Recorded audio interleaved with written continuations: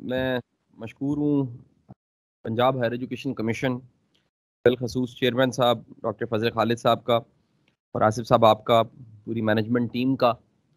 ये गाहे बगाहे मुझे मौका मिलता है। वो सब के सब लोग जो मेरे ही कबीले के हैं, उनका ताल्लुक टीचिंग के साथ है, कोचिंग के साथ है, ट्रेनिंग के साथ है। वो इदारों में सर्व कर रहे हैं, कॉलेजेस में, यूनिवर्सिटीज़ में।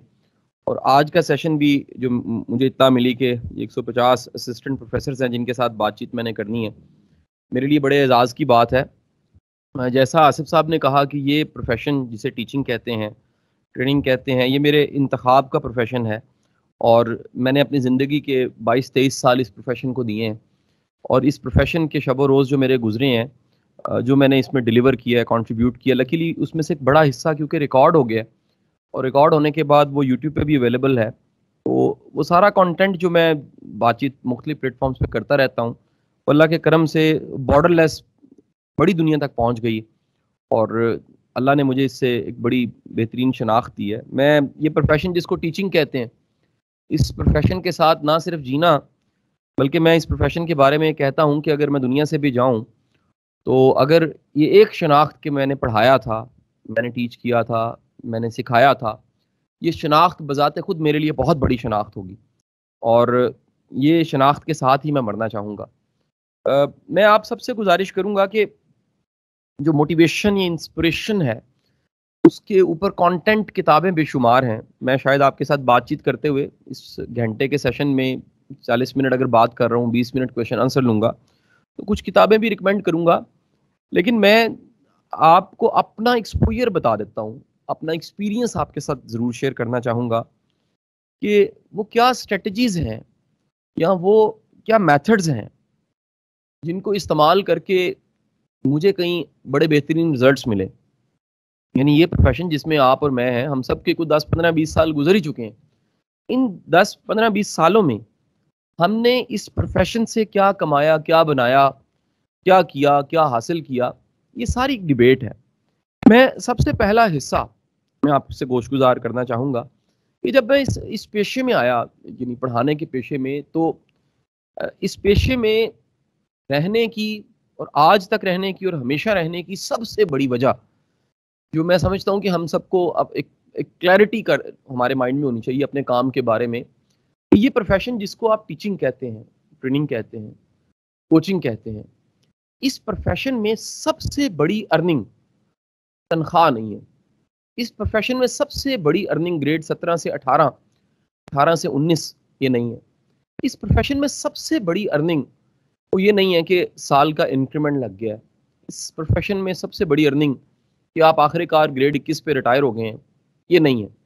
इस प्रोफ़ेशन में सबसे बड़ी अर्निंग, सबसे बड़ी कमाई, सबसे बड़ी अचीवमेंट मैं आपसे गोशगुज़ार करना चाहूँगा, वो रिस्पेक्ट अर्न करना। अगर आपने इस काम से इज़्ज़त नहीं कमाई, मोहब्बत नहीं कमाई और एक सर्व नहीं किया आपने, खिदमत नहीं की, तो फिर याद रखिए आप किसी गलत प्रोफ़ेशन में थे, आप एक टिपिकल जॉब समझ बैठे हैं। टीचिंग जॉब नहीं है, टीचिंग है ही सर्विस, टीचिंग है ही पैशन। और पैशन और सर्विस वाले काम को जॉब के असूलों के साथ मापना सिरे से गलत है। यानी आप देखिए कि एक प्रॉपर्टी डीलर, सारे ही प्रोफ़ेशन बड़े रिस्पेक्टफुल हैं। वो अनपढ़ होता है, शायद बहुत ज़्यादा पैसे कमा लेता है, उसकी अर्निंग बड़ी होती है। कई प्रॉपर्टी डीलर उनकी बड़ी-बड़ी सक्सेस स्टोरीज़, पूरी-पूरी हाउसिंग्स खड़ी कर ली हैं। कितने-कितने बंदे उनके पास जॉब कर रहे होते हैं। लेकिन वो इज़्ज़त, वो वक़ार, वो एहतराम जो एक टीचर को मिलता है, जो उस्ताद को मिलता है, शायद कोई बिलियनियर, मिलियनियर सोच भी नहीं सकता।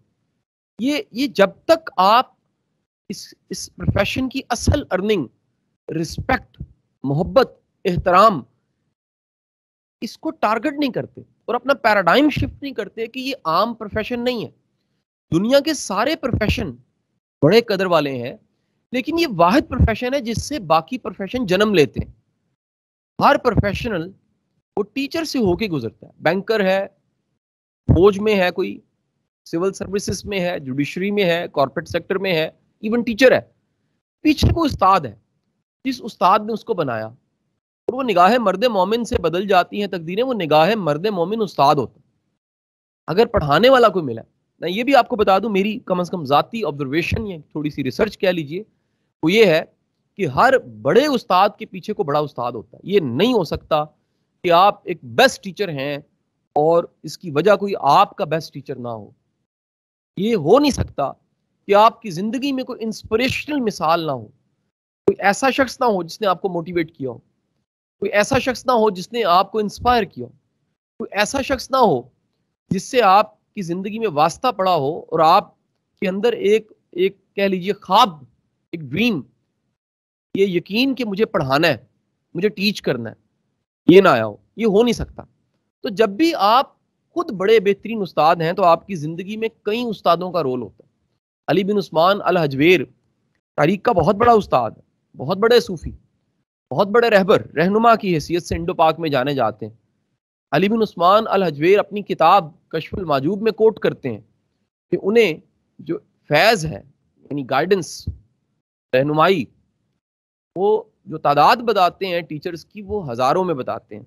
यानी कई रवायात में मिलता है कि तकरीबन 4000 मेंटोर्स थे, उस्ताद थे, जिनसे उन्होंने सीखा, जिनसे उन्होंने रहनुमाई ली, जिनसे उन्हें कोई ना कोई फैज़ मिला। तो ये नहीं हो सकता कि जो फैज़ दे रहा है, जो आसानी पैदा कर रहा है, उसे किसी से फैज़ ना मिला हो। अगर फैज़ है ही नहीं, वो रोशनी है ही नहीं, तो जो खुद रोशन नहीं है वो दूसरे को रोशन नहीं कर सकता। जो खुद जल नहीं रहा वो किसी को जला नहीं सकता। जो खुद चमक नहीं रहा वो किसी को क्या चमकाएगा।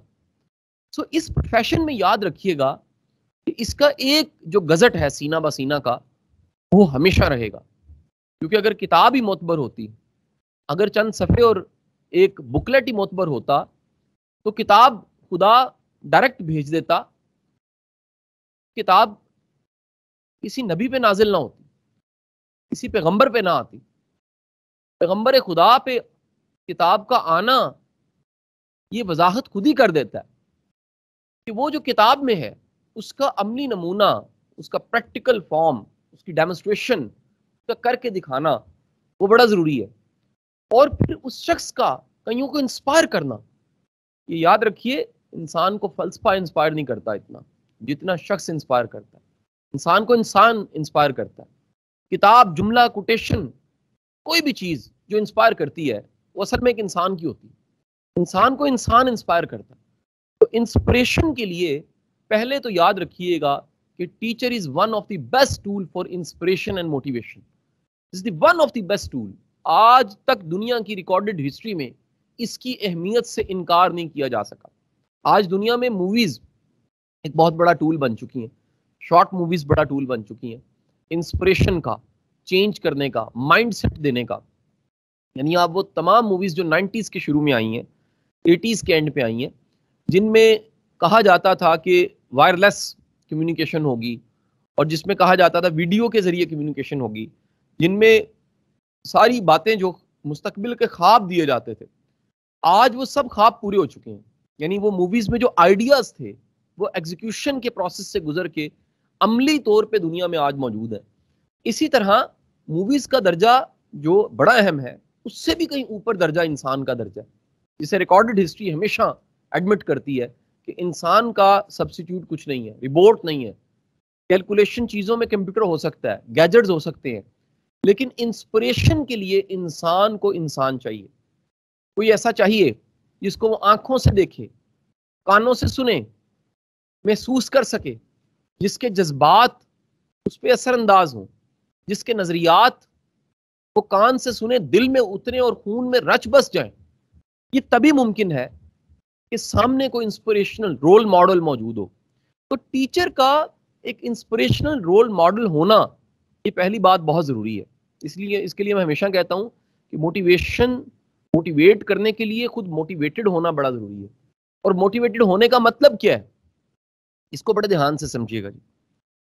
मोटिवेशन का सबसे आसान अगर मैं समझाऊं तो टीचर की मोटिवेशन ये है कि वो अपने काम को एंजॉय करता है, वो अपने काम को खुशी से करता है, वो अपने काम को मज़े से करता है, वो अपने काम को एक तैयार होकर करता है कि ये मेरा प्रोफेशन है, मैं आपको ये लेक्चर देने आया हूँ और कल छुट्टी का दिन था, आज मेरे दिन का आगाज इस पहले एक लेक्चर से है, इसके बाद शाम तक बेशुमार काम है जिसमें मीटिंग्स भी हैं, जिसमें कुछ पेपर्स पे साइन भी करने हैं, दफ्तर के कुछ अकाउंट्स के काम भी है, मंथ क्लोज होने वाला है।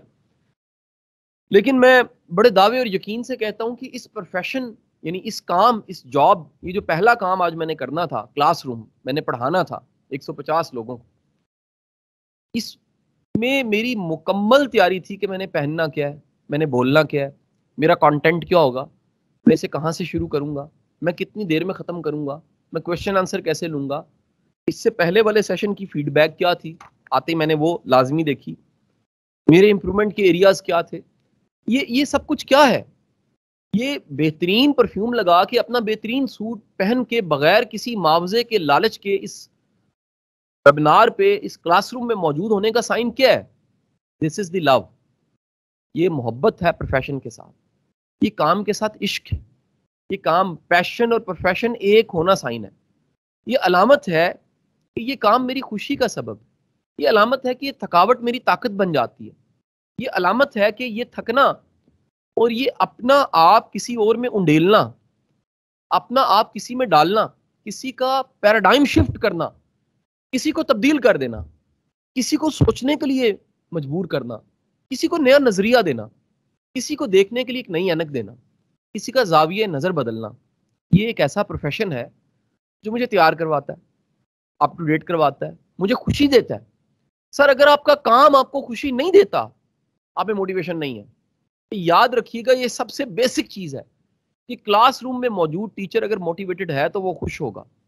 अगर वो नाखुश है, अब वो नाखुश क्यों है इसकी तरफ मैं अभी बात करूंगा, लेकिन पहले थोड़ा सा इसकी वजाहत कर दूं। अगर वो खुश है, अगर वो खुश है तो वो लेसन को खुद ही प्रिपेयर करेगा, अगर वो खुश है तो वो सीखेगा, अगर वो खुश है वो फीडबैक लेगा, उसको इंप्रूव करना चाहेगा, अगर वो खुश है तो वो अप टू डेट होगा अपने सब्जेक्ट के बारे में, अगर वो खुश है तो वो पहले से प्रोएक्टिव तैयारी करके स्ट्रेटजी बना के आएगा, अगर वो खुश है वो उसकी पर्सनैलिटी में चमक होगी।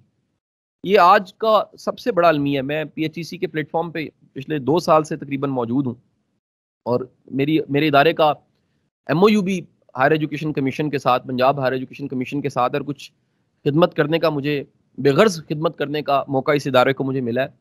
मैं अपना दर्द आपके साथ बयान कर रहा हूँ कि हमारे टीचर्स की एक बड़ी तादाद, मैं सबको नहीं शामिल करता, कोई हर्ट ना हो जाए, एक बड़ी तादाद अप टू डेट नहीं है, एक बड़ी तादाद उनकी कम्युनिकेशन स्किल ठीक नहीं है, एक बड़ी तादाद की पर्सनैलिटी टीचर वाली नहीं है।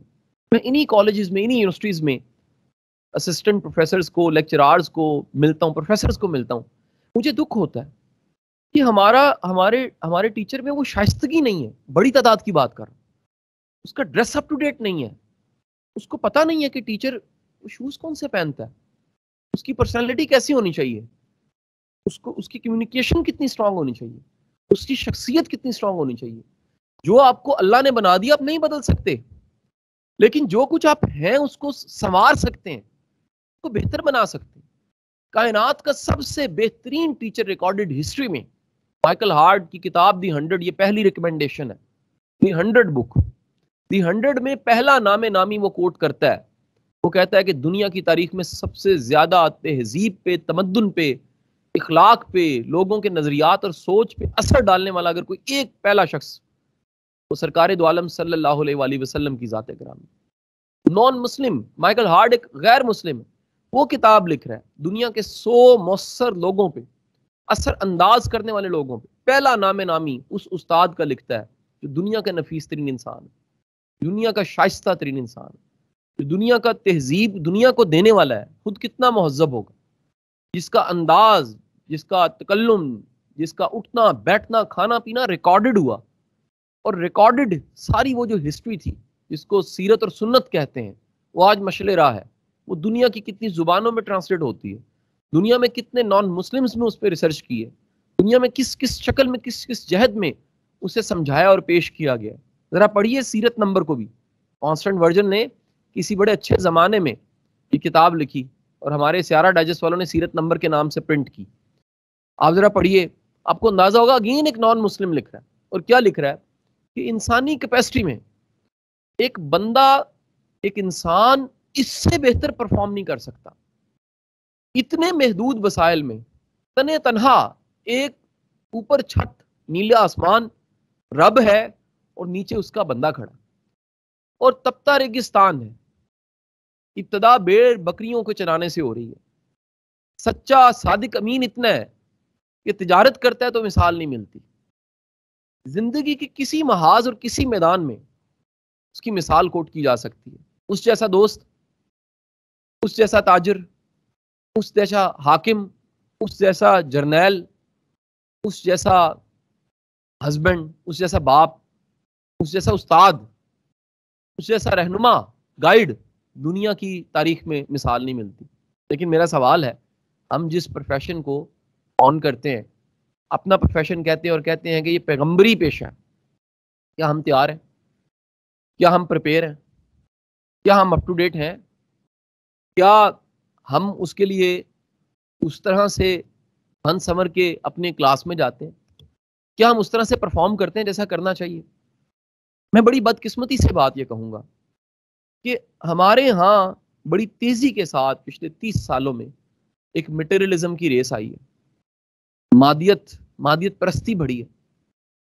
आज अटेंडेंस, एग्जाम्स आ गए हैं, कोविड की वजह से इदारे बंद हो गए हैं, कोविड खत्म, इदारे खुल गए हैं, ऑनलाइन होना है या नहीं होना, फिजिकल क्लासरूम कितना ज़रूरी है, एग्जाम्स ऑनलाइन होंगे कि नहीं होंगे, इस साल का इंक्रीमेंट क्यों नहीं लगा, तनख्वाहें कब बढ़ेंगी, मेरा ग्रेड कब आगे जाएगा, बेहतर हो जाएगा, ये मेरे खिलाफ जो साजिश हो रही है इसको मैं कैसे टैकल करूं, ये प्रिंसिपल मेरे हक में नहीं है, ये मुझे अपनी कहीं से सिफारिश करवा के ज़िला चेंज करवाना है, कॉलेज चेंज करवाना है, मेरे ज़ाती नोट्स जो हैं वो बच्चे क्यों नहीं पढ़ रहे, मैं अगर शाम को पढ़ा रहा हूँ इनमें से कुछ पढ़ने क्यों नहीं आ रहे, मैं अगर इनको कहता हूँ ये काम करें, काम क्यों नहीं करते। ये दुनिया का हर वो प्रॉब्लम टीचर हल कर रहा है जो असल में टीचिंग नहीं है। यानी नॉन इश्यूज बने हुए हैं। और जब नॉन इश्यूज होंगे तो जो मेन इशू है, जो मेन टास्क है, जो मेन जिम्मेदारी है, वो जो बुनियादी काम है उस्ताद का, वो क्या था? पढ़ाना, ट्रांसफॉर्म करना, दूसरों के जहनों को बदलना, दूसरों की सोच को बदलना, उनके नजरियात को बदलना, उनमें ये यकीन पैदा करना कि तुम्हारी जिंदगी बेमानी नहीं है। ये मेरा जुमला मत भूलिएगा। उस्ताद वो टूल है, उस्ताद वो इंस्ट्रूमेंट है, उस्ताद वो इंस्टीट्यूशन है, उस्ताद वो फर्द है जो ये यकीन पैदा कर सकता है कि तुम चेंज कर सकते हो सब कुछ, तुम कमाल कर सकते हो, तुम्हें अपने पोटेंशियल का पता नहीं है। ये आपकी क्लास में बैठा हुआ शागिर्द, उसमें अगर सेल्फ कॉन्फिडेंस बिल्ड नहीं हो रहा, आप कोई इफेक्टिव टीचर नहीं है, आपको मौसर उस्ताद नहीं है। और ये फिर मैं कह देता हूँ, ये आपकी मोटिवेशन और इंस्पिरेशन की स्ट्रेटजी से होता है। ये रवैये पे काम किए बगैर, सिर्फ फिजिक्स, केमिस्ट्री, मैथ, अकाउंटिंग आने से आप इंस्पायर नहीं करते, बल्कि आपका एक एटीट्यूड है। और मैं आपको ये भी बता दूं, आज से चंद सालों बाद ये जो क्लासरूम में आज बैठे हुए हैं ये तो नहीं होंगे, इनको आपकी फिजिक्स, केमिस्ट्री, मैथ्स, अकाउंटिंग ये नहीं याद होना, इन्हें आपका रवैया याद होना है, इन्हें आपका अंदाज याद होना है, इन्हें आपका इखलाक याद होना है, इन्हें एटीट्यूड नहीं भूलेगा। ये आखिरी सांस तक आप इनकी जिंदगी में एक सेलिब्रिटी की हैसियत से, यानी हम जिस प्रोफेशन में है टीचिंग, इसके बारे में कहा जाता है कि बच्चे माँ बाप की नहीं सुनते लेकिन उस्ताद की सुन लेते हैं, टीचर की सुन लेते हैं। तो जब उस्ताद पढ़ा रहा है, उस्ताद ये यकीन ना पैदा कर सके, और ये यकीन क्या है? ये सब्जेक्ट आसान करें उनके लिए, उनको ये कहें ये मुमकिन है, कि आप यकीन दिलाएं कि बड़े लोग नालायक होते हैं, लायक हो जाते हैं, बड़े लोग अब से शुरू करते हैं। एक अच्छा टीचर हर लेसन को नए तरीके से शुरू करता है। वो कहता है यार यही तैयार कर लो, पीछे के नहीं वो ताने देता कि तुमने नहीं तैयार किया। वो कहता है यार ये आज का, मुझे आज भी याद आता है, हमारी यूनिवर्सिटी में एक बड़े अच्छे प्रोफेसर साहब थे, वो क्या करते थे, यार एक कोई रैंडम मेरी क्लास ले ले, तो ये एक रैंडम क्लास, महमूद साहब उनका नाम था गालिबन, मेरा एचओडी, वो रिटायर हुए यूवीटी केमिकल इंजीनियरिंग डिपार्टमेंट से।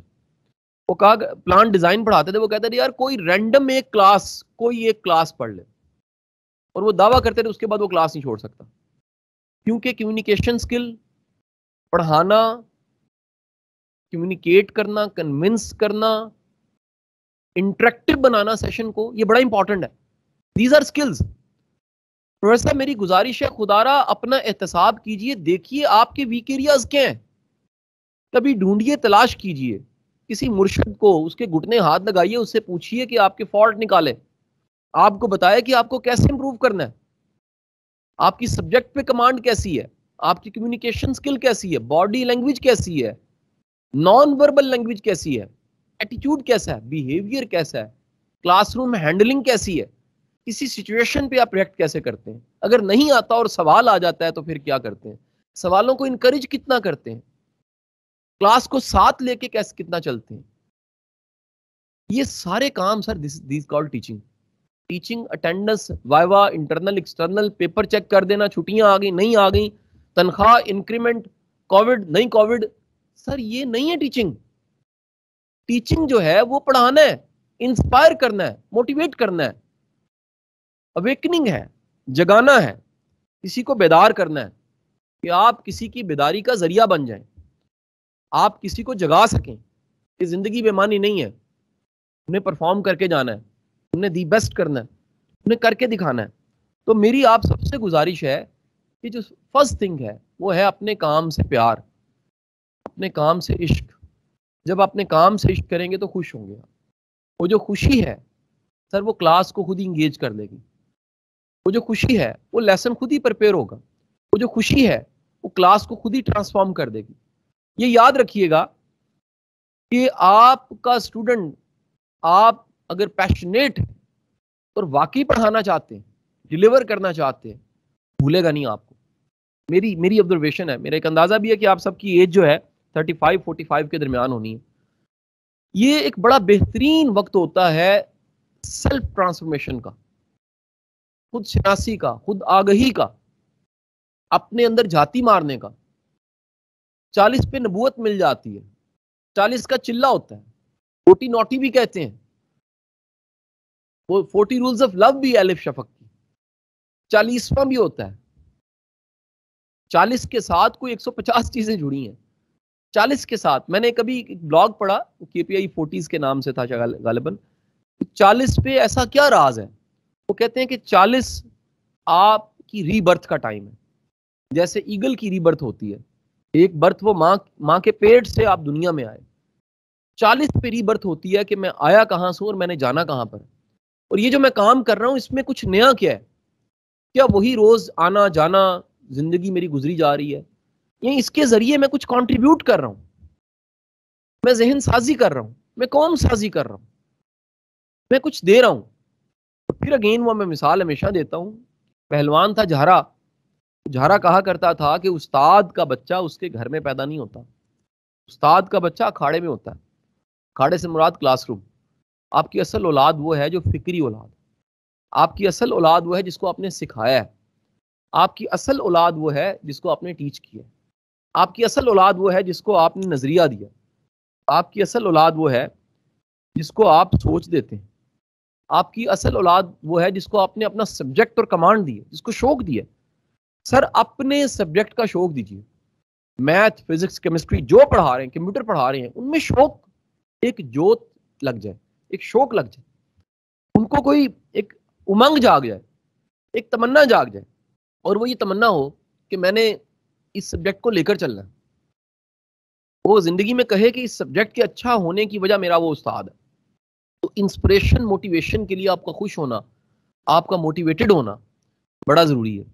नंबर 2, एक बात याद रखिएगा कि एक अच्छा उस्ताद, एक अच्छा कोच होता है, वो अपने स्टूडेंट्स की प्रॉब्लम्स को समझता है, उनके दुख दर्द को समझता है, उनके चैलेंजेस को समझता है, उनके मसाइल को समझता है। वो देखता है कि ये किस तरह से फेस कर रहे हैं, आज का जमाना क्या है, वो उनको फैसिलिटेट करता है। ये आज का सबसे बड़ा चैलेंज है कि हमारे पास up to date mobile phone है, अप टू डेट बड़ी चीजें हैं, हम अप टू डेट नहीं है। लाइक मैं हमेशा ये कोट करता हूँ, आज भी कहूंगा कि क्या आपके अपने सब्जेक्ट के, आपके अपने कुछ लेक्चर यूट्यूब पे हैं? कि आज का मॉडर्न मीडियम कम्युनिकेशन का यूट्यूब है। मैं दुख के साथ कहूंगा कि आप पूरे पाकिस्तान में एक फिजिक्स का अच्छा चैनल ढूंढिए, जो क्लासरूम तक ना महदूद रहे, क्योंकि जब आप चैनल बना लेते हैं तो वो क्लासरूम तक महदूद नहीं रहता, वो बॉर्डरलेस चला जाता है। केमिस्ट्री का अच्छा चैनल बता दीजिए, मैथ का बता दीजिए, आप अपने सब्जेक्ट का लोकल पाकिस्तान में कुछ चैनल का मतलब ये कि उस सब्जेक्ट पे कुछ बेहतरीन किस्म के लेक्चर्स अपलोड किए हों। आइए जरा हमसाया मुल्क की तरफ, खान एकेडमी नहीं मान, गूगल फंड कर रहा है उसको, और खान एकेडमी वो इदारा है जिसके लेक्चर्स और जिसका कंटेंट दुनिया भर में उससे फायदा उठाया जा रहा है। दुनिया भर के स्टूडेंट्स बॉर्डरलेस वो सारा उससे फायदा उठाया जा रहा है। क्या आप अपने स्टूडेंट्स को इस तरह की चीजें फैसिलिटेट करते हैं? क्या आप रिकमेंड करते हैं कि बेटा ये मैंने लेक्चर दे दिया है, लेकिन अगर तुम्हारा मिस हो गया लेक्चर तो ये कंटेंट और ये मटेरियल मैंने रख दिया हुआ, इससे फायदा उठा सकते हो। सर मॉडर्न हो, आज के जमाने के मुताबिक चलें। हम कब तक फोटोकॉपी नोट्स, दरसी टेक्स्ट पेपर और खुलासे तक रहेंगे? जो नया जमाना है डिजिटल का आ गया है, ये डिजिटल गैजेट्स जो है ये तूफान है, बला है बहुत बड़ी। ये टच और बटन के साथ सारी दुनिया में इनकलाब आ गया। तो क्या आप एक मॉडर्न उस्ताद हैं? क्या आप अपने कंटेंट को, अपने काम को इस मॉडर्न अंदाज में रख रहे हैं कि खुदा ना करे आप दुनिया में ना भी हो तो क्या आपका काम होगा? अगर आपने आज के मॉडर्न जमाने में जिसमें रिकॉर्ड बनाया जा सकता है, रिकॉर्ड को सेव किया जा सकता है और इस अंदाज में रखा जा सकता है कि बाद के ज़माने फ़ायदा उठा लें, अगर आपने नहीं रखा हुआ कितनी बड़ी ट्रेजेडी है। तो मेरी आपसे गुजारिश है, अपने बच्चों के अच्छे कोच और फैसिलिटेटर बने, उन्हें लाइब्रेरी का रुख दें। कि लाइब्रेरियाँ वीरान होगी हमारे कॉलेजेस की, यूनिवर्सिटीज़ की, बड़ी मजबूरी के साथ कोई रिसर्च करता बच्चा चला जाता है। हमारे बच्चे लाइब्रेरी की तरफ नहीं जाते क्योंकि वजह ना टीचर पढ़ता है ना टीचर बच्चों को बताता है। जब वो खुद नहीं पढ़ता तो बच्चों को क्या बताएगा? मेरी आपको सेकंड रिकमेंडेशन है किताब की, आप में से शायद कुछ लोगों ने पढ़ी हो, 7 habits of highly effective teachers, 7 habits of highly effective people. Teenage भी है, फैमिली भी है, लेकिन मैं पीपल पे जाऊंगा। स्टीफन कुए की ये किताब 7 habits of highly effective people one of the best book है। ये 7 आदतें बताती है जो मौसर लोगों में पाई जाती है। मेरी गुजारिश है पहले खुद पढ़िए, वो 7 आदतें खुद में पैदा कीजिए, वो प्रोडक्टिवनेस पैदा कीजिए, विन विन पैदा कीजिए, अपने आरे को तेज रखना, एंड को सामने रख के चलना, अप टू डेट होना, एनर्जी पैदा करना, वो सारी आदतें खुद में पैदा कीजिए। और फिर ये किताबें, कुछ अच्छी चीजें बच्चों को रिकमेंड कीजिए। एक अच्छा कंटेंट, अच्छी किताब, कुछ अच्छा अगर आप अपने स्टूडेंट्स को रिकमेंड करते हैं तो ये इनकलाब है। आज चैलेंज ये है कि टीचर सब्जेक्ट के अलावा कुछ नहीं बता सकता, सब्जेक्ट भी पूरा पूरा पता है। तो ये कितनी बड़ी एक नेमत है कि आपके जरिए से कुछ अच्छा मिल जाए। मैं हमेशा शुक्रिया अदा करूंगा कि किसी उस्ताद ने सीरत की किताब अच्छी कोट की, मैं शुक्रिया अदा करूंगा किसी ने लिटरेचर की किताब अच्छी कोट की, हमने पढ़ ली।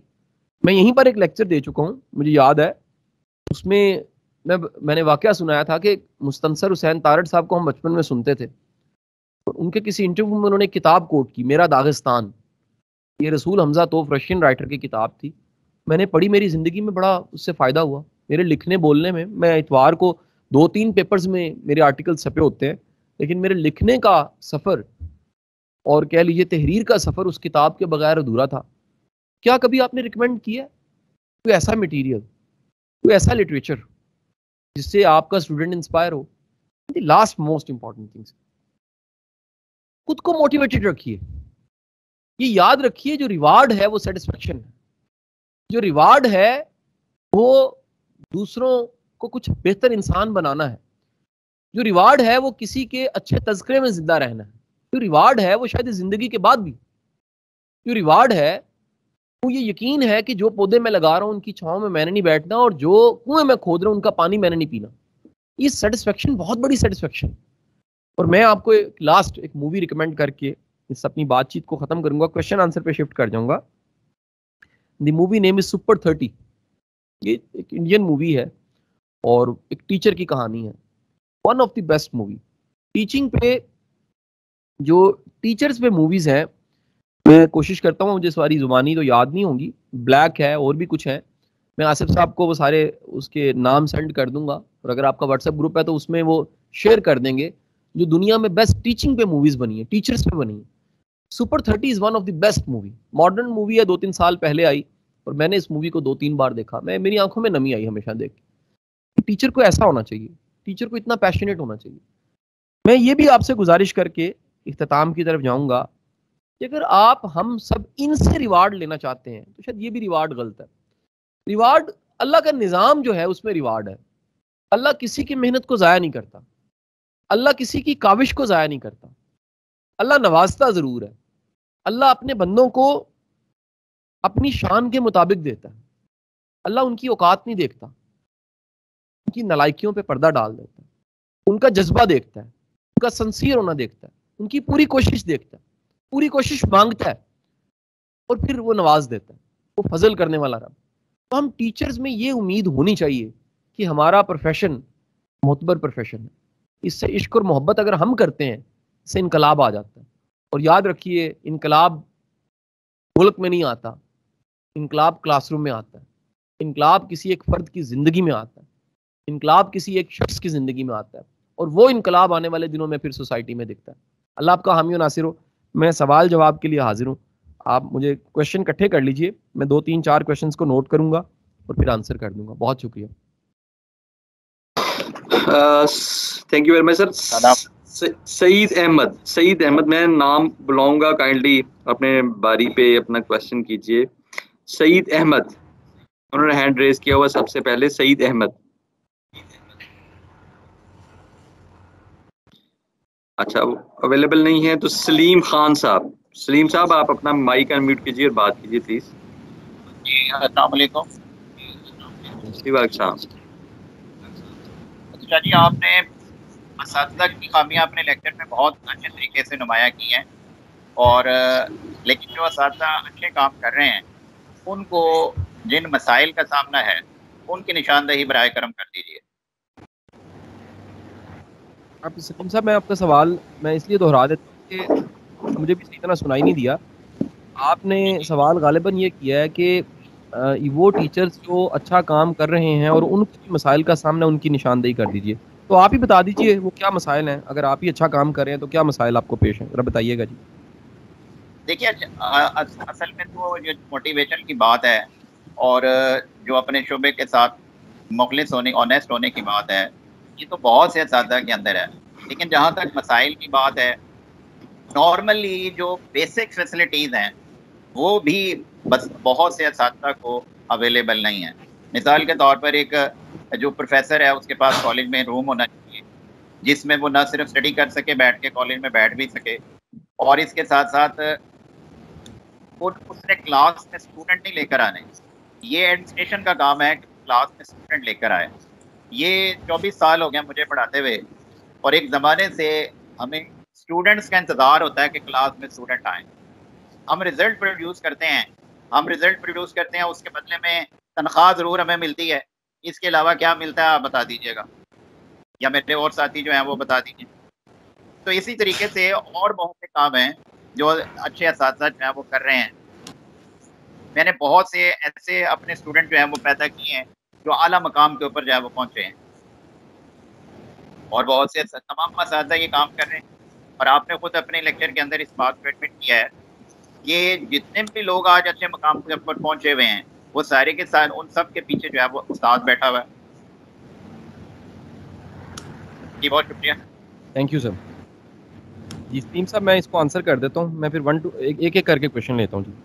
अच्छा सर, गुजारिश ये है कि मैं आपकी बात से मैं 100% मुत्तफिक हूँ, क्योंकि हम सर मुख्तलिफ शहरों में इस वक्त मौजूद होंगे, और कह लीजिए कि हर जगह के चैलेंज मुख्तलिफ हैं, हर जगह पे फैसिलिटीज़ एक जैसी नहीं है, और हमें उस तरह की फैसिलिटीज़ मिलती भी नहीं है जो हम डिज़र्व करते हैं। यानी हमें एक अलहदा से प्रोफेसर को रूम मिलना चाहिए, हमें पिक एंड ड्रॉप की सर्विसेज मिलनी चाहिए, हमें वो एक्नॉलेजमेंट और रिवार्ड्स मिलने चाहिए जो बहुत ज़रूरी हैं।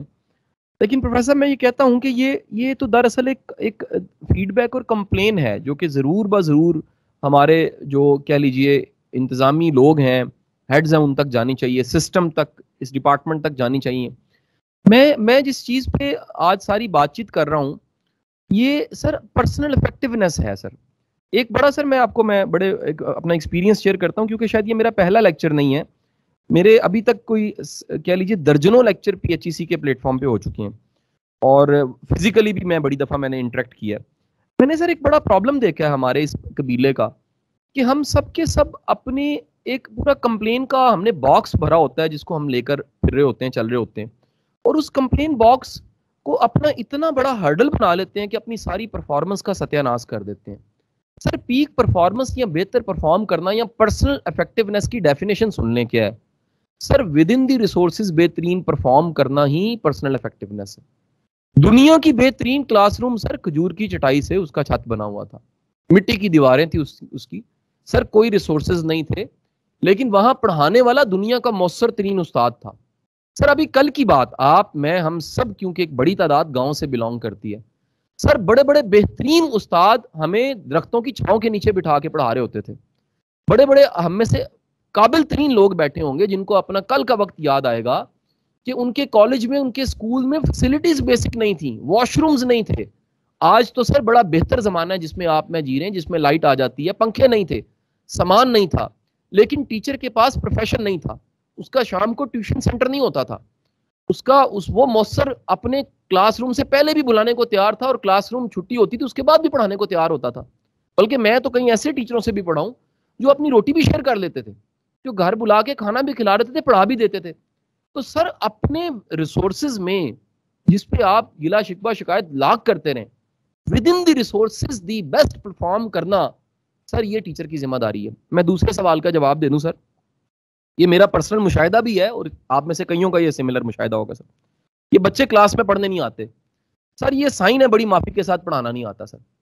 मैंने अभी भी, आज भी मैं ऐसे कॉलेज के प्रोफेसर्स को, टीचर्स को मैंने खुद भी आंखों से देखा, और मेरे दौर में भी थे, जिसमें अटेंडेंस में 45 हैं, रजिस्टर पे 45 हैं, और क्लासरूम में 75 बच्चा बैठा हुआ है, और जो वो 45 के अलावा 30 बैठे हुए हैं वो बाकी क्लासेस से उठ के आके बैठ गए हैं, क्योंकि पढ़ाने वाले को पढ़ाना आता है। मेरा आज से 22 साल पहले क्लासरूम पढ़ने का, 23 साल पहले कॉलेज का एक्सपीरियंस इस्लामी कॉलेज सिविल लाइंस का है। मुझे आज भी याद है जफर हामिद साहब की क्लास, मुझे आज भी याद है जुल्फकार साहब की क्लास, मुझे आज भी याद है हाजी इम्तियाज साहब की क्लास, मुझे आज भी याद है कई क्लासेस जिसमें क्लासरूम में तादाद ज्यादा होती थी। आप कह रहे हैं बच्चे नहीं आते, मैं कहता हूं उन बच्चों से ज्यादा तादाद। मुझे आज भी उर्दू की क्लास याद है सैफुल्लाह खालिद साहब की, जहां पे तादाद 50 की शायद होनी चाहिए थी, लेकिन क्लासरूम भरा होता था, बिठाने की जगह नहीं होती थी, खड़े होकर बच्चे लेक्चर सुन रहे होते थे, कॉलेज का लेक्चर। वजह क्या थी? उस बंदे के पास स्किल थी, उसके पास पैशन था, उसकी बात नोट की जाती थी, उसकी बात में वजन था। तो सर जिस प्रोफेशन में आप धो के गिले के साथ, शिकवे के साथ जिस प्रोफेशन को कर रहे हैं, उसमें क्या बरकत डलेगी सर? जिस चीज को बदला नहीं जा सकता उसको कबूल कर लेना चाहिए, जिस चीज को तब्दील नहीं किया जा सकता उसको कबूल कर लेना चाहिए। तो मेरा सर मानना यह है कि ये प्रोफेशन, ये तो सर इसमें तो रिवार्ड ही गलत आपने सोच लिया। इसमें तो रिवार्ड अगेन वो था कि जो रिस्पेक्ट आप कमा रहे हैं, जो रिगार्ड आपको मिल रहा है, जो एक्नॉलेजमेंट मिल रही है। और मैं आपको बता दूं, बेहतरीन क्लास पढ़ा के सबसे बड़ी कमाई सेटिस्फेक्शन है। कि क्लासरूम मैं पढ़ा के जाऊंगा, मेरी सबसे बड़ी कमाई वो सुकून कल्ब है जो मैंने ले लिया, कमा लिया, चेक नहीं है। सर हमारा प्रॉब्लम ये है कि हमने अपनी खुशी को मटेरियल्स में रखा होता है। जब आपने खुशी मटेरियल्स में रखी हुई है तो सर खुशी नहीं मिलेगी। मैं कहता हूं वो सारी जो आपकी डिजर्व करने वाली चीजें सारी मिल भी जाएं, वो रूम मिल जाए, क्लासें भर भी जाएं, सर मोटिवेशन फिर भी नहीं आएगी, क्योंकि मोटिवेशन इन चीजों में पड़ी नहीं हुई। मोटिवेशन ये है कि रिसोर्सेज कितने कम थे और फिर भी मैंने रिजल्ट क्या प्रोड्यूस कर दिया। और सर ये वो तमाम बच्चे जो खुद ब खुद पढ़ के कहीं ना कहीं पहुंच ही गए, उन्होंने पहुंच ही जाना था, सर उनका रिवार्ड, उनको हमें अपने आप को क्रेडिट नहीं देना चाहिए। हर क्लास में 2-4 बच्चों ने कामयाब होना होता है। सर कमाल वो है जो नहीं पढ़ सकता था, वो क्रेडिट आपको दे कि मैं पढ़ने वाला नहीं था, इस टीचर का कमाल है, इसका पैशन ऐसा था, इसका जज्बा ऐसा था, इसने उंगली ऐसी पकड़ी और मैं इसको फॉलो करने लग पड़ा, और फॉलो करते हुए कहां से कहां पहुंच गया। सो मेरा सर इसमें ये 1000 चैलेंज हैं इस पूरे सिस्टम में। आज से 30 साल पहले अपने सीनियर से जाके पूछ लीजिए, इससे 1000 गुना ज्यादा मसाइल थे, लेकिन ये आज वाला जमाना नहीं था। कमिटमेंट था, शाम के ट्यूशन सेंटर्स नहीं थे, ये मटेरियलिस्टिक अप्रोच नहीं थी, ये एंटी टेस्ट और सीजन्स का वर्ड नहीं होता था, ये टीचर अपने टाइम से बाद में पढ़ाने को तैयार होता था, वो राह जाता देख के बच्चे रास्ता देते थे।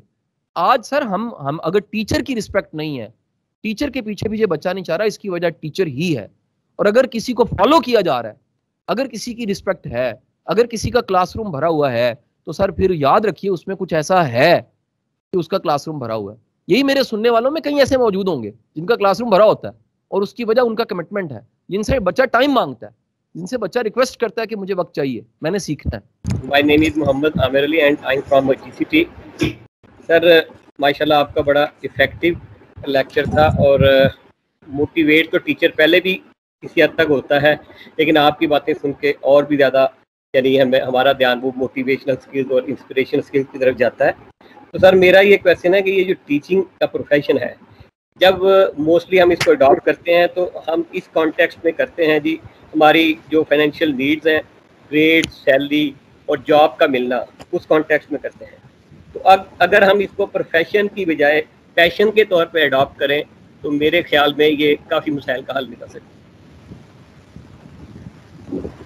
आपका सर बहुत शुक्रिया, आपकी बात को मैं सेकंड करूंगा। ये मेरा ख्याल है बात मैं क्योंकि कह चुका हूँ, आपकी बड़ी नवाजिश, आपने उसी बात को सेकंड किया कि मैं आपको वाज़ह करूं कि असल में क्योंकि शायद मुझे क्लासरूम या कोचिंग का मेरा एक्सपीरियंस थोड़ा वर्सटाइल है।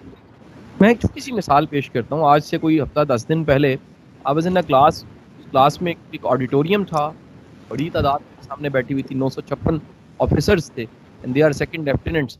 मैं काकूल में था और बातचीत कर रहा था। मैं वहाँ भी ये बात कर रहा ऑफिसर्स के साथ, क्योंकि वर्सटाइल पढ़ाने की वजह से मेरे ख्याल में कितने प्रोफेशंस के ऐसे लोग हैं, उसमें सिविल सर्विसेज भी है, जुडिशरी भी है, फोर्सेस भी हैं, बाकी इदारे भी हैं जहाँ मुझे जाना पड़ता है, क्लासरूम पढ़ानी पड़ती है। मैं ये कहता हूँ कि सर ये हमारा जो प्रोफेशन है ना सर, इसको तनख्वाह ग्रेड के साथ मैयर नहीं किया जा सकता। ये पैमाना गलत है। ये बिल्कुल ऐसे ही है जैसे आप कपड़ा तोल के लें, कई जगह बिकता भी होगा, या आप किसी लिक्विड को मीटर्स में मापना चाहें, ये टूल गलत हो जाएगा सर। इसका टूल ये है कि ये बुनियादी तौर पर सर्व करने वाला प्रोफेशन है, ये सेवा वाला प्रोफेशन है, ये खिदमत वाला प्रोफेशन है, और इसमें आटे में नमक के बराबर ऐसे लोग मौजूद हैं जो बाय चॉइस आए हैं, जिनके पास ऑप्शंस थी। मैं क्योंकि सारे प्रोसेस से गुजरा हूं, मेरा ये इंतखाब है टीचिंग का प्रोफेशन, ये मेरी मजबूरी नहीं है। ये किसी तनख्वाह के लिए, जिस जमाने में लेक्चरशिप भी की है, उस जमाने की भी जो कोई कह लीजिए विजिटिंग की 47,000 रुपया सैलरी थी, आधी मैं बच्चों पे लगा देता था। मैंने ये करके देखा प्रैक्टिकली। ये प्रोफेशन, इसकी बरकत इतनी ज्यादा है, अल्लाह आपके थोड़े को ज्यादा कर देता है, अल्लाह आपकी जिंदगी में इतनी आसानियां पैदा कर देता है उस सर्विस की वजह से, उस खिदमत की वजह से। और इसे जब तक एक्सपीरियंस ना किया जाए आप इसे अंडरस्टैंड नहीं कर सकते। ये बातें लगती हैं, लेकिन आप अगर इसे एक्सपीरियंस करें, आप इससे गुजरे, मैं क्योंकि एक सारे प्रोसेस से गुजरा हूँ, ट्यूशन पढ़ाने से लेके, एक आम कोचिंग से लेके, क्लास पढ़ाने तक, कॉलेज पढ़ाने तक, यूनिवर्सिटी पढ़ाने तक, और एक वर्सटाइल कह लीजिए प्रोफेशंस के ट्रेनर के तौर पे, तो इस सारे 22-23 साल की जर्नी में मैंने देखा है कि सबसे बड़ी अर्निंग वो है जहां से कोई रिवार्ड नहीं मिला, फाइनेंशियल रिवार्ड नहीं मिला, क्योंकि जो आपको उससे सुकून कल्ब मिला है, जो बरकत मिली है। मेरे आज भी कई ऐसे सेशंस हैं जिसमें मैं पल्ले से ट्रैवल करके जा रहा होता हूँ, लेकिन सिर्फ शौक होता है, सिर्फ मोहब्बत होती है। तो सर ये पैराडाइम शिफ्ट है। जब तक आप जिंदगी के सोचने का नजरिया चेंज नहीं करेंगे, आपको इस प्रोफेशन से सुकून नहीं मिलेगा। वैसे मैं सलीम साहब की बात को याद कर रहा हूँ कि जिनको रूम्स मिले भी हुए हैं प्रोफेसर्स को, वो भी कोई बहुत बड़ा कंट्रीब्यूट नहीं कर रहे। ये रिसोर्सेज के साथ ताल्लुक नहीं है, पैशन के साथ और कमिटमेंट के साथ ताल्लुक है। मैं एक इसी बात को कंटिन्यू करूंगा। तो इसमें जो रेमेडी है इस इशू की, क्या हमारा जो सिलेक्शन का प्रोसेस है टीचर को सिलेक्ट करने का, उसमें आप इश्यूज देख रहे हैं, या टीचर्स का इस प्रोफेशन को जो सिलेक्ट करना है हमारा, यानी ना चाहते हुए भी कि अपने अंदर उस तरह का पैशन भी नहीं है, तो उसके बावजूद आप इसको प्रोफेशनल नीड्स के तौर पे सिलेक्ट कर रहे हैं? तो दोनों में मुझे सर ये आपकी रहनुमाई की जरूरत है कि ये सिलेक्शन प्रोसेस में इश्यूज हैं या टीचर के इस प्रोफेशन को सेलेक्ट कर लिया। आमिर साहब ये दोनों प्रॉब्लम का क्राइटेरिया गलत है सर। उसमें कम्युनिकेशन स्किल्स चेक नहीं होती हैं। आप एक बड़ी तादाद देखेंगे जहाँ पर यूनिवर्सिटीज़ के पास ये मौका होता है कि वो अपना जो टीचर है वो लेक्चरार ले लें खुद, वो अपने गोल्ड मेडलिस्ट को, अपने फेवरेट बच्चे को ले लेते हैं। वो देखते नहीं है कि उसके पास टीचिंग स्किल्स और टीचिंग एटीट्यूड है कि नहीं है। ये दोनों चीज़ें बड़ी मैटर करती हैं। एक स्किल पार्ट है, स्किल्स वाला हिस्सा है, और दूसरा जो है वो एटीट्यूड है, वो बिहेवियर है, वो माइंडसेट है। तो एक तो फॉल्ट ये है कि हम एक बड़ी तादाद, मैं बल्कि आपको ये एक मतलब ये एक कह लीजिए छोटी सी असाइनमेंट दे रहा हूँ, आप इस पर ज़रा काम करके देखिएगा कि हमारे पास इस वक्त जो यूनिवर्सिटीज़ हैं पूरे पाकिस्तान में, उनकी तादाद 200 से ज़्यादा हो गई है, और हमारे पास जो यूनिवर्सिटीज़ में पीएचडी पढ़ाने वाले लोग हैं सर, उनकी तादाद तकरीबन 14,000 से ज़्यादा है। ये बड़ी तादाद पीएचडीज़ की ऐसी है जिनकी कम्युनिकेशन स्किल अच्छी नहीं है, और रिसर्च में, लेबॉर्ट्री में, किसी और काम में अच्छे हैं, लेकिन उन्हें पढ़ाना नहीं आता। मैं बड़ी तादाद की बात कर रहा हूँ। क्यों नहीं आता? ये कैसे भर्ती कर लिए गए? उसकी वजह है कि वो क्राइटेरिया ही नहीं है। बदकिस्मती ये है कि पाकिस्तान में अगर फौज में भर्ती होना है तो ISSP का मैकेनिज्म एक अथेंटिक मैकेनिज्म है, जिसके जरिए पता लगता है कि जिसको रिक्रूट किया जा रहा है वो सोल्जर अच्छा होगा कि नहीं होगा। और इवन के कई सालों के बाद अगर वो डाटा निकलवाया जाए उनके सिलेक्शन सेंटर से, अपना साइकोलॉजिकल टेस्ट निकलवाया जाए, आप हैरान होंगे जान के कि वो एक्यूरेट आपके बारे में जो कह रहा होता है वो बिल्कुल ठीक है। सिविल सर्विसेज में साइकोलॉजी का टेस्ट क्या है, रिटर्न क्या है, उस पर लाख इतराज करें, लेकिन एक मैकेनिज्म जरूर मौजूद है। वक्त के साथ जुडिशरी के इम्तिहानों पे इन्होंने बड़ा काम किया पिछले कुछ सालों में। मैंने क्योंकि सर्व किया हाई कोर्ट में, तो मुझे पता लगा है कि इवन इन्होंने यूनिवर्सिटियों से साइकोलॉजिस्ट हायर किए हैं जिन्होंने बाकायदा रिक्रूटमेंट टेस्ट बनाए हैं कि ये एप्टीट्यूड, मिजाज वो है, एटीट्यूड वो है जो जज का होना चाहिए कि नहीं है। टीचर के साथ ट्रेजेडी ये है कि NTS के जरिए आए, PPSC के जरिए आए, लेकिन उसकी कम्युनिकेशन स्किल चेक नहीं होती। पहला प्रॉब्लम। दूसरा प्रॉब्लम ये है कि जो पहले से जमूद ज़दा सिस्टम है उसमें एक जज्बे वाला बंदा भी आता है, वो भी स्टैटिक हो जाता है।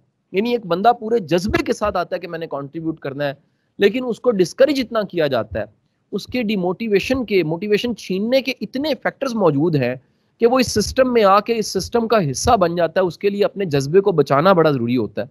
सो इस तरह का जो सेशन है, जो मैंने बातचीत की है, वो एक जोड़ना है, वो जगाना है कि हम असल में जिस कमिटमेंट और जिस पैशन के साथ आए थे वो ये था। तीसरा फैक्टर आपको बता दूं, मुल्क में सबसे बड़ा चैलेंज रोजगार का है। एक बड़ी तादाद आप जाके देखिए कोचिंग सेंटर, ट्यूशन सेंटर्स में डॉक्टर, इंजीनियर्स की मिलेगी, जॉब नहीं है। एक वाहिद रास्ता क्या है? टीचिंग है, तो लोग टीचिंग की तरफ आ जाते हैं। कोई और चीज आगे, मतलब जॉब्स उस तरह मुल्क में नहीं है, तादाद थोड़ी है। इम्तिहान जो बाकी महकमों के ADs के आते हैं, मैंने कई दफा ऐसा हुआ है कि पुराना DSD, अब तो QAD नाम उनका बन चुका है, कायद, मैं कभी पढ़ाता था तो उसमें कई दफा भर्ती में मैंने पूछा 400 लोगों से कि अगर आपको मौका मिले तो आप इसके अलावा आपने कोई इम्तिहान दिए हुए? मैंने खुद टीचरों को ग्रेड 17 को छोड़ते हुए और सब इंस्पेक्टर की भर्ती में भरते हुए होते देखा है, जिसका ग्रेड भी कम है। वो कहते हैं कोई इख्तियार तो है ना, कोई वर्दी तो है ना, कोई शनाख्त तो है ना। तो ये एक सिस्टम का फॉल्ट जरूर है कि जिसमें टीचर को वो रिकॉग्निशन नहीं मिलती सिस्टम में जो मिलनी चाहिए, और एक बड़ी तादाद के पास टीचर बनने के अलावा भी ऑप्शन कोई नहीं। सर, आज आप समझते हैं कि आज के दौर में जिस वक्त मार्क्स का कंपटीशन शुरू हो चुका है और लोग नंबरों के पीछे ब्लाइंडली दौड़ रहे हैं, अकेडमीज वगैरह, खुद मेरी अपनी बेटी ने 505 में से 504 नंबर लिए थे 9th में, and she was not satisfied. तो आज के इस दौर में बच्चा आपसे वो कुछ सीखना चाहता है जो आप उसको एज ए टीचर सिखाना चाहते हैं, वो तो सिर्फ वो बात सीखना चाहता है जो उसको 100 में से 100 नंबर दिलवाए। मैं खुद इकोनॉमिक्स का प्रोफेसर हूँ और शर्मिंदगी से बताता नहीं हूँ क्योंकि हमारे इकोनॉमिक कंडीशन बड़ी ख़राब है, लोग कहते हैं हमने ख़राब की है। लेकिन आप समझते हैं इस दौर में कुछ चेंज नहीं आनी चाहिए PHE की तारीफ से, कमीशन की तारीफ से? बच्चे सिर्फ मार्क्स के पीछे दौड़ते हैं, बस वो आपसे इंसानियत या लीडरशिप सीखना ही नहीं चाहते। वो कहते हैं हमें सिर्फ 2+2 की गेम सिखाएं, बस। आप क्या समझते हैं शाह साहब?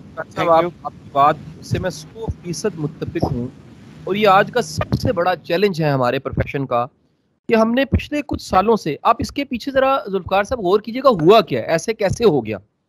इसकी बहुत बड़ी वजह हमारे हमारे हमारे स्टेट की गलती है, हुकूमत की बहुत बड़ी गलती, पॉलिसीज की गलती है। एजुकेशन को, एजुकेशन डिपार्टमेंट्स को और मुल्क की तालीम को उस तरह से ऑन ही नहीं किया स्टेट ने, और इससे एक स्पेस बन गई। क्वालिटी एजुकेशन की जो स्पेस बनी उसको फिल किया प्राइवेट सेक्टर ने। अब मुझे बताइए कि जो पैसे ले रहा है, जो चार्ज कर रहा है उस डिग्री का 18 लाख रुपया, 25 लाख रुपया, 20 लाख रुपया, या मैं कहता हूँ मिनिमम, वो एक प्राइवेट कॉलेज में इंटरमीडिएट में बच्चा जब दाखिल होता है तो वो एक FSC की फीस 2 सालों की 2-2.5 लाख रुपया बन जाती है। जब कोई चार्ज करेगा तो उसने कुछ दिखाना तो है ना सर। वो क्या दिखाएगा? उसके पास नंबर दिखाने और इलाके भर में पहली पोजीशन लेने और गाड़ी मिलना और मोटरसाइकिल मिलना और रिकॉर्ड तोड़ देना और जनाब बोर्ड में पहली पोजीशन लेना और स्कूलों में से आगे निकल जाना। सर ये एक ऐसा कंपटीशन मिल गया मटेरियलिज्म का, नंबरों का, एक ऐसी रैट रेस मिल गई जो प्राइवेट सेक्टर ने खड़ी की। ये नहीं थी, ये इस तरह से नहीं थी। टीचर के पास सब्जेक्ट पढ़ाने के अलावा बड़ी एक्टिविटीज थी, बातचीत हो जाती थी। हमारे कह लीजिए मीना बाजार हमें सिखा देते थे, हमारी लप्पे आती हमें सिखा देती थी, सुबह की असेंबली हमें सिखा देती, रोज कहीं ना कहीं दरसे कुरान हमें कुछ सिखा देता था, रोज असेंबली में कोई दर्स ऐसा हो जाता था। लेकिन आज का अलमिया ये है कि पूरी कौम यंगस्टर्स को हमने नंबरों के पीछे लगा दिया। सर ये नंबर, ये बड़े बड़े लाइक लोग जिंदगी के इम्तिहान में फेल है। असल तो जिंदगी इम्तिहान है डॉक्टर साहब, सिर्फ इम्तिहान कमाल नहीं है जिंदगी का या अरूज नहीं है, उसके बाद जिंदगी के 100 इम्तिहान है जो जिसके लिए इंटरपर्सनल स्किल्स चाहिए, जिसके लीडरशिप स्किल्स चाहिए, जिसके लिए ईक्यू चाहिए, जिसमें आईक्यू मैटर नहीं करता, आपका रवैया मैटर करता है, जिसमें सिचुएशन हैंडलिंग होनी चाहिए। तो हमने वो नहीं सिखाया और ये जो ट्रेंड गलत बन गया है सर, ये आप में मिलके हम अपना हिस्सा तो डालें ना, हम अपनी क्लासरूम में तो बात करें ना, कॉन्सेप्ट भी कोई चीज होती है, हम वहां तो कहें ना कि बेटा मुमकिन है नंबर उतने ना आए लेकिन तुम कॉन्सेप्चुअली इतना स्ट्रांग होगे, शायद वहां एडमिशन ना हो लेकिन तुम जहां भी जिंदगी में होगे तुम मजबूत होगे, तुम्हें डेप्थ होगी, तुम्हें कॉन्ट्रीब्यूटर बनोगे, तुमको रोल प्ले कर सकोगे, रट्टू तोता नहीं बनोगे। तो सर ये जो ट्रेंड बना है ये ट्रेंड हमने ही बदलना है। हम कम से कम अपना रोल प्ले जरूर करें क्लासरूम में कि पढ़ाते हुए कि नंबर सब कुछ नहीं है। मेरी लास्ट रिकमेंडेशन एक किताब है जी, why A grade student work for C grade students, written by Robert Kiyosaki. Why A grade student work for C grade students, और इसका उर्दू में जो तर्जुमा है उसका नाम है नंबर नहीं काफी। तो ये जुल्फकार साहब आप ही की क्वेश्चन के साथ रिलेट करती है किताब, जो बताती है कि दुनिया में जो बड़ा कमाल का काम करने वाले लोग हैं वो नंबरों में इतने अच्छे नहीं थे लेकिन उन्होंने करके दिखाया क्योंकि उनके पास एक माइंडसेट था जो सक्सेस के लिए, कामयाबी के लिए चाहिए। पाकिस्तान जिंदाबाद जी, बहुत बहुत शुक्रिया, thank you. Thank you very much, Shah sir. बहुत शुक्रिया आपका sir for giving us time to conduct this session. Thank you so very much, and you are so kind. Mustafa has 18 years